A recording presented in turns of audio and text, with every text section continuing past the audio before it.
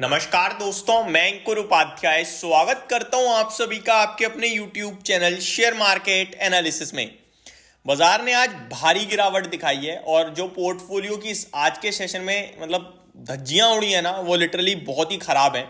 देख के डर लग रहा होगा आपको अपनी पोर्टफोलियो, लेकिन अगर आप ऊपर से मार्केट देखेंगे तो आपको लगेगा सब तो ठीक है, हमारे शेयर्स क्यों गिर रहे हैं। अगर आपके मन में भी इस तरीके का कोई विचार आ रहा है तो मैं आपको बता दूं, आपके ही नहीं पूरे मार्केट की पोर्टफोलियो आज लाल निशान में है, क्योंकि एडवांस और डिक्लाइनिंग शेयर्स में 350 शेयर्स पॉजिटिव हैं और 1900 शेयर्स नेगेटिव हैं। एक बढ़ने वाले शेयर के सामने ऑलमोस्ट 6-7 शेयर्स नेगेटिव आ रहे हैं। तो ये आपकी पोर्टफोलियो की प्रॉब्लम नहीं है, प्रॉब्लम है पूरे मार्केट की।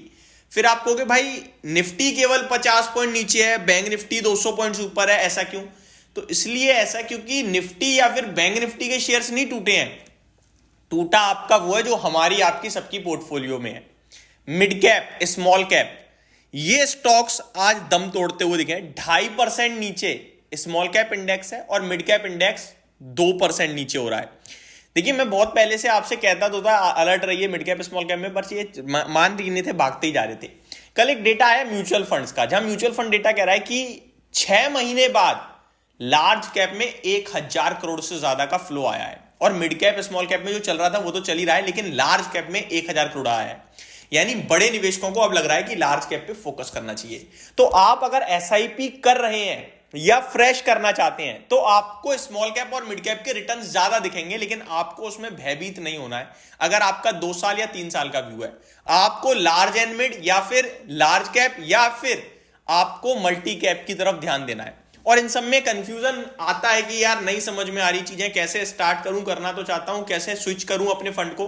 तो डिस्क्रिप्शन में जेड फंड का लिंक है, वहां पे आप जैसे ऐप डाउनलोड करेंगे, माई ऐप पे मेरा खुद का नंबर मिलेगा आपको, मतलब मेरी टीम का। आप वहां पे कांटेक्ट करके अपनी सारी क्वेरीज पूछ सकते हैं। म्यूचुअल फंड में आप डायरेक्टली हमारे साथ जुड़ सकते हैं, क्योंकि हम म्यूचुअल फंड के पार्टनर डिस्ट्रीब्यूटर हैं। तो ये आपके साथ मैंने एक अपडेट शेयर कर दी। अब बढ़ता हूं मैं आगे। स्टॉक स्पेसिफिक बात करूं तो भारी पिटाई हो रही है आज, बहुत ही भयंकर वाली जिसे कहते हैं। आप देखिए आरवीएनएल जो ऑलमोस्ट मैक्सिमम लोगों की पोर्टफोलियो में है और बहुत बड़ा पैसा भी बनाया है, लेकिन अभी रिसेंटली 350 के सामने 250 रुपए पे आके खड़ा हो गया। ये एक ऐसी चीज है जो आपको महसूस ही नहीं हो रही। हम तो ये सोच रहे हैं 30 वाला 250, 30 वाला 250, लेकिन जिस बंदे ने 350 पे ले लिया उसका भी 250 रह गया भाई। 100 रुपए चटक गया, 30% निकल गया। वो बंदा क्या करे अब? तो उसके पास जवाब नहीं है, और उसको ये भी नहीं कह सकते हम लोग कि आपका भाव आएगा। एक बार को कोई मेरे से पूछ ले, इंफोसिस है 1950, 2 साल पहले लगाया था, मैं कह दूंगा आएगा, लेकिन यहां मेरे पास नहीं है अभी जवाब कब आएगा कब तक नहीं आएगा, क्योंकि ऑलरेडी बहुत भागे हुए हैं। BEML 10% crash, MRPL 8.5% crash, NBCC 175 हो गया। मैंने आपसे 70, 75, 65 रुपए पे कहा था, 75 फिर 90, फिर मैंने कहा 3 डिजिट में जाएगा। 3 डिजिट के बाद तो पता नहीं क्या हुआ, 100 रुपए से 175 सीधे आज 140 हो गया। तो जिसने 170, 75, 65, 60 जिसने भी लिया है, अब उससे पूछ लो बेचारे का क्या हाल है। 140 पे खड़ा है एनबीसीसी। तो जब कोई शेयर ऐसे भागता है ना, ऐसे वन साइडेड स्ट्रेट, तो उसमें थोड़ी सावधानी अपने आप में बन जाती है। लेकिन होता उसके विपरीत है। होता यह है कि एक आम निवेशक कहता है ये तो आज ही खरीदो कल मुनाफा, तो वो फिर स्टॉक मार्केट में पैसा देके चला जाता है। आरईसी लिमिटेड, पीएफसी दोनों टूट रहे हैं। हालांकि इनमें फाइनेंशियल फंडामेंटल वाइज आरईसी ज्यादा मजबूत है एज कंपेयर टू पीएफसी, क्योंकि पीएफसी के नंबर्स आरईसी के मुकाबले कमजोर हैं। इसीलिए आरईसी 8.5% टूटा है, तो पीएफसी 11.5% टूटा है। नेशनल एल्यूमिनियम बहुत भागे हैं, मेटल वाले भी आज मतलब बड़ी धुलाई हो रही है, जो बीते कुछ समय में बड़ी तेजी में है। एक चीज और बताना चाहता हूं, जिनकी बड़ी पिटाई हो रही है और बड़ी तेजी में है, वो दोबारा रिबाउंड में पहले भागेंगे, और अगर और करेक्शन हुई तो यही दम तोड़ेंगे सबसे पहले। यहां वैल्यूएशन कंफर्ट जहां नहीं है और मार्केट में हल्की करेक्शन आई तो इंडेक्स 5% टूटेगा, ये 20% टूटेंगे। 1/4 का हिसाब लेके जाओ, सॉरी 4 टाइम्स का हिसाब लेके जाओ, क्योंकि जिनमें कंफर्ट नहीं है वैल्यूएशन वाइज। आगे बात करूं, SJVN 8%, NHPC 8%, HFCL 7.5%, Escorts Kubota 7%, IOC 7.5%, Ratnamani Metals 7.5%, Engineers India 7.5%।